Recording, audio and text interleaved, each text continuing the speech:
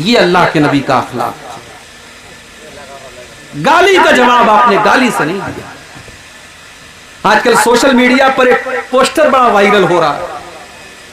हमारे भाइयों ने जो 12 रबीउल अव्वल को ईद मिलादुन नबी मनाते हैं, उन्होंने एक बहुत बड़ा सा पोस्टर निकाला था, बैनर कहीं लगाया था और बैनर पर लिखा था वहाबी, और वहाबी के आगे गंदी सी गाली थी जो मैं तकरीर में बयान नहीं कर सकता। वहाबी के आगे गाली लिखी थी। क्यों साहब? नबी के चाहने वाले हैं और ये गुस्ताख लोग हैं, ये लोग नहीं मानते, इसलिए हम इनको गाली देंगे। वहाबी के साथ हमने गाली का लफ्ज इस्तेमाल किया। ओ लोगों, जरा शर्म करो, जरा शर्म करो।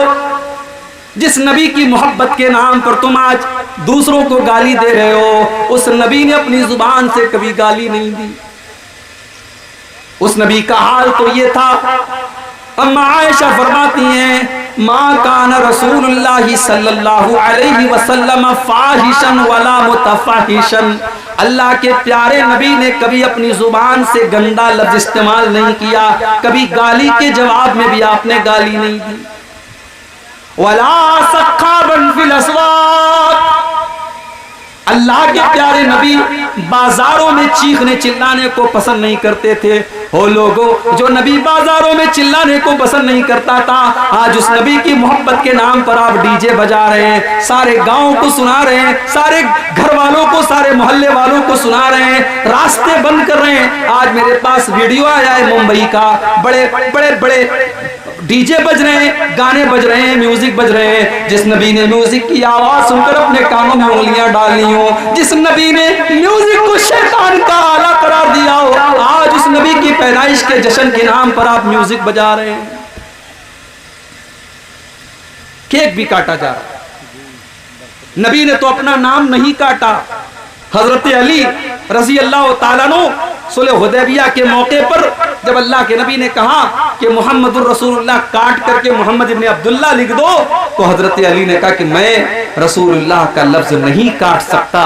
हजरत अली ने तो नहीं काटा, लेकिन आज नबी का चाहने वाला नबी का नाम लिखता है और फिर उसके बाद उसको चाकू से काट भी रहा है। मेरे प्यारे साथियों, गौर कर लो कि आज मोहब्बत के नाम पर हम कहां जा रहे हैं। मुझे तो हैरत उनके उलमा के ऊपर, उनके मौलवियों के ऊपर है। तो अपने पेट की दुकानों को चलाने के लिए अपनी आवाम को कैसे गलत रास्ते की तरफ लेकर के जा रहे हैं। हो लोगों, आओ मैं तुमको बताता हूँ अल्लाह के नबी से मोहब्बत का क्या मतलब है। अल्लाह के नबी से मोहब्बत किस चीज को कहते हैं, जरा कुरान का सूरह तौबा की आयत नंबर 24 उठा लो। हम लोगों को बहुत सारे लोग 24 नंबर भी बोलते हैं कि ये वहाबी लोग 24 नंबर होते हैं। आओ 24 नंबर का मतलब समझना है तो जरा हमसे समझो। सूरह तौबा की आयत नंबर 24 उठाओ। कुरान का 10वां पारा, सूरह तौबा की आयत नंबर 24।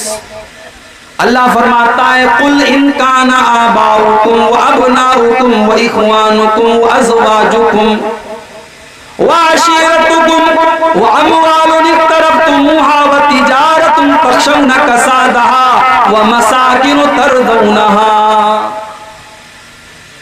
अल्लाह ताला ने 8 चीजों का नाम लिया। बड़े गौर से सुनिएगा, मेरे पास सिर्फ कुरान और हदीस है, कोई तीसरी चीज नहीं है मेरे भाई मेरे पास। और मैं बहुत मजबूर हूं, मैं नहीं चाहता कि रात को 2 बजे मुझे आपके सामने लाया जाए।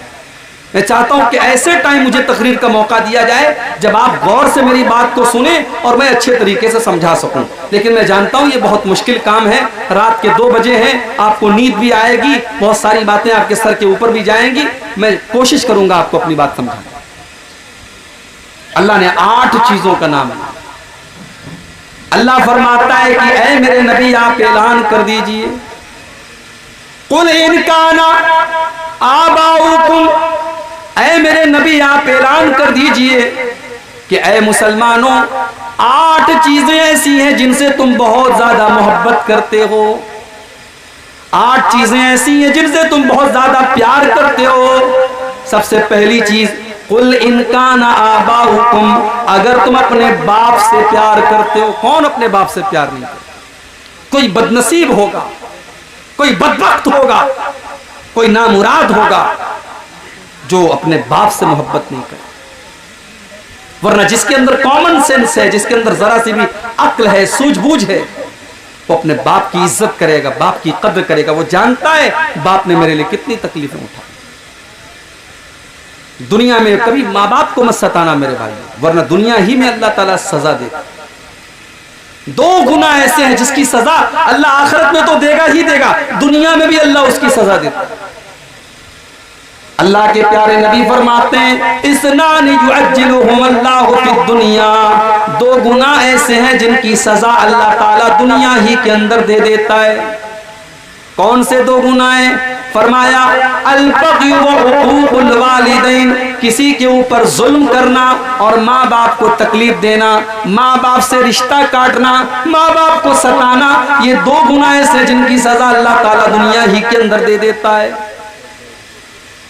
तो अल्लाह फरमाता है कि ऐ ईमान वालों, अगर तुम अपने बाप से प्यार करते हो, वह अबनाउकुम, और अगर तुम अपनी औलाद से मोहब्बत करते हो, अपने बच्चों से प्यार करते हो, अपने बेटों से प्यार करते हो, वह इख्वानुकुम, और अगर तुम अपने भाइयों से प्यार करते हो, वह अज़वाजुकुम, और अगर तुम अपनी बीवियों से प्यार करते हो, वाशिरतुकुम, और अगर तुम अपने खानदान और बिरादरी से मोहब्बत करते हो, व अम्वालुन इक़्तरफ़्तुमूहा, और अगर तुम पैसे से, माल से, जिसको तुम कमाते हो, मेहनत करके पैसा लाते हो, अगर तुम उस पैसे से प्यार करते हो, व तिजारतुन तख़शौना कसादहा, और अगर तुम बिजनेस और कारोबार से मोहब्बत करते हो, जिस कारोबार के मंदी का शिकार होने से तुम डरते हो।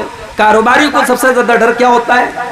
कहीं मेरा कारोबार बैठ ना जाए, कहीं मेरे कारोबार में मंदी ना आ जाए। वतिजारतुन तख़शौना कसादहा, और अगर तुम अपने बिजनेस और कारोबार से मोहब्बत करते हो, जिसके मंदी का शिकार होने से तुम डरते हो, वमसाकिनु तरज़ौनहा, और अगर तुम अपने घर बार से, अपने घरों से मोहब्बत करते हो।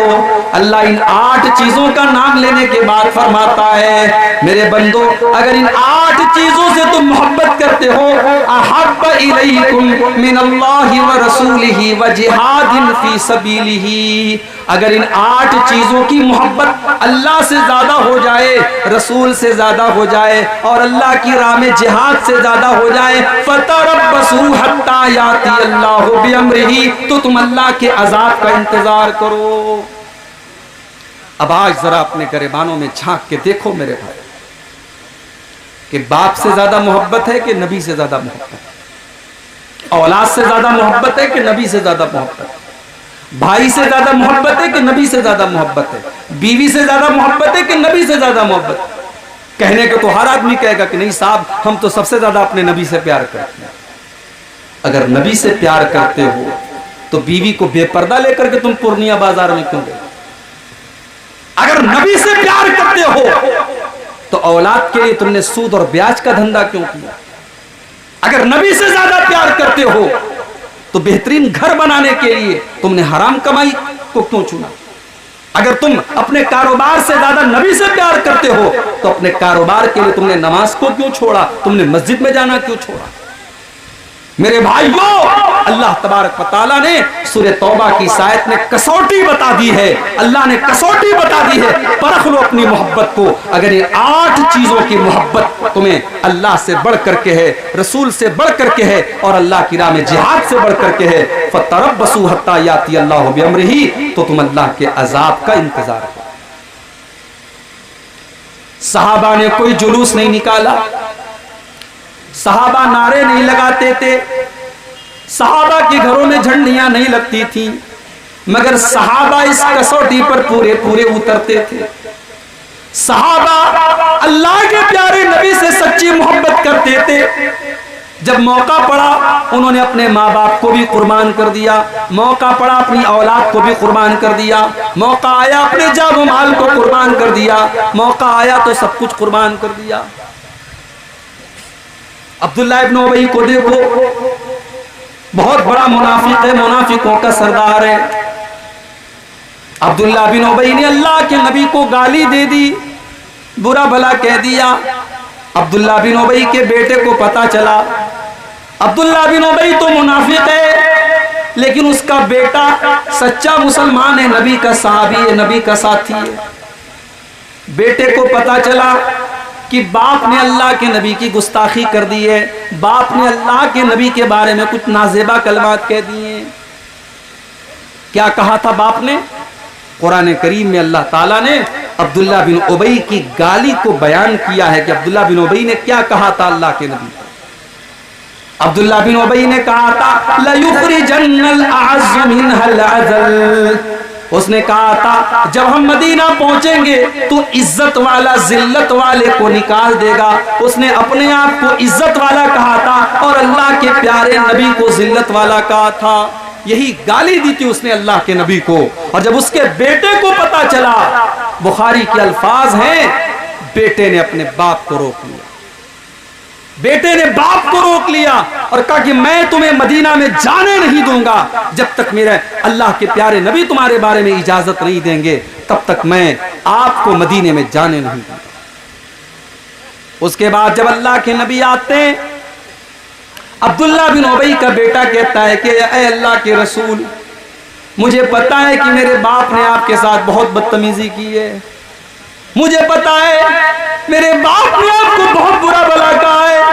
ऐ अल्लाह के नबी, अगर आप मेरे बाप की सजाए मौत का फैसला करें तो ये सजा किसी और को देने मत दीजिएगा, अपने बाप को सजाए मौत मैं दूंगा, क्योंकि उसने आपकी तौहीन की है। वो मेरा बाप है, मैं उससे बहुत ज्यादा मोहब्बत करता हूँ, मगर ऐ अल्लाह के नबी मैं आपसे ज्यादा उससे मोहब्बत नहीं करता हूँ। अगर मेरे बाप ने आपके साथ गुस्ताखी की है, मैं उसको मदीना के अंदर दाखिल नहीं होने दूंगा। ये थे नबी के सहाबा, ये थे नबी के सहाबा, और ये थी मेरे प्यारे साथियों उनकी मोहब्बत रसूल। आज मोहब्बत रसूल के नाम पर हम कहां जा रहे हैं, हम खुद फैसला कर लें, मुझे कुछ बताने की जरूरत नहीं। गज़वे बद्र का वो मंजर याद करो। एक तरफ हजरत अबू बकर सिद्दीक हैं, दूसरी तरफ उनका बेटा है। बाप मुसलमान है, बेटा काफिर है। बाप बेटे के दरमियान लड़ाई हो रही है, जंग हो रही है। कभी बेटा बाप की तलवार के नीचे आ जाता है, कभी बाप बेटे की तलवार के नीचे आ जाता है। जंग खत्म हो गई। बाद में हजरत अबू बकर के बेटे भी मुसलमान हो गए, अब्दुर्रहमान बिन अबू बकर। बाद में जब बाप बेटे आपस में गुफ्तगू कर रहे हैं, अब्दुर्रहमान इब्न अबू बकर कहते हैं कि अब्बा जान, पता है बद्र की लड़ाई में कई बार ऐसा मौका आया कि आपकी गर्दन मेरी तलवार के नीचे आ गई। कई बार ऐसा मौका आया कि आपकी गर्दन मेरी तलवार के नीचे आ गई, मगर मैंने ये सोच करके छोड़ दिया कि आप मेरे बाप हैं। मैंने आपको छोड़ दिया कि ये मेरे बाप हैं, मैंने ये सोच करके आपको कत्ल नहीं किया। हजरत अबू बकर सिद्दीक कहने लगे, ओ मेरे बेटे, तूने तो बाप समझ करके छोड़ दिया, लेकिन अगर तेरी गर्दन मेरी तलवार के नीचे आई होती तो मैं तुझे न छोड़ता, क्योंकि उस वक्त मैं तुझे अपना बेटा नहीं समझ रहा था, उस वक्त मैं तुझे इस्लाम का दुश्मन समझ रहा था, उस वक्त मैं तुझे नबी का दुश्मन समझ रहा था। अगर तेरी गर्दन मेरी तलवार के नीचे आई होती तो मैं तुझे खत्म कर देता। ये थे नबी के साहब। उन्होंने नबी से बढ़ करके किसी को नहीं चाहा मेरे प्यारे साथ।